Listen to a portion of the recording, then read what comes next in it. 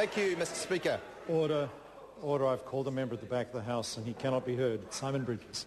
To the Minister of Agriculture, what steps has the government recently taken to improve... I apologise to the member. The Honourable David Cunliffe, point of order. I apologise to the member too, but Mr Speaker, I seek leave to table the disclaimer attached to the 2010 online budget calculator, which makes no disclosure whatsoever of the inflation Order. That's assumptions. readily available to members of the House. We won't waste time with that. Simon Bridges, question number 7.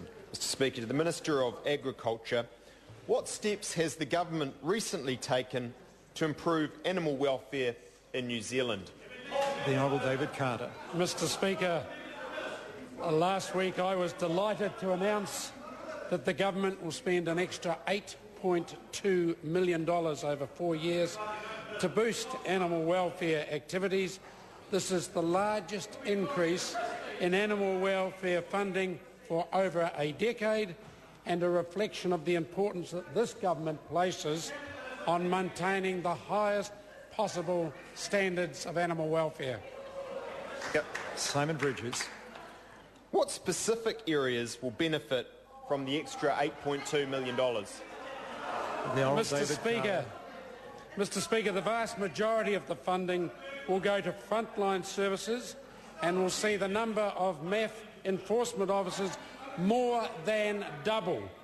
There is also additional funding for NAWAC, the SPCA and a major review of the Animal Welfare Act, a comprehensive package that, in addition to the Animal Welfare Amendment Bill, will increase animal welfare compliance in New Zealand. The Honourable Jim Anderton.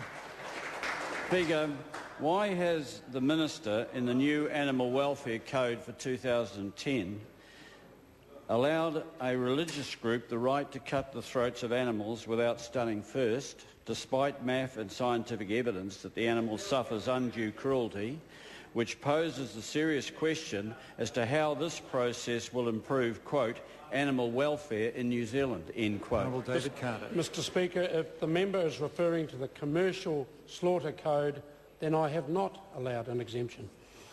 The Honourable Jim Anderson. Supplementary, Mr Speaker. Mr Speaker, why has the Minister approved in the Animal Welfare Code one set of rules for the Muslim community, which is required to stun animals before slaughter, and another set of rules not requiring animals to be stunned before they have their throats cut for the Jewish community, something that I refused to do or to agree to when I was reviewing the code as Minister of Agriculture? Honourable David Mr Carter. Speaker, the member is misinformed. I have not done so. Question number 8, Dr Russell Norman. Talofa lava, Mr Speaker. My question is to the Minister of Finance and asks, does he agree with Secretary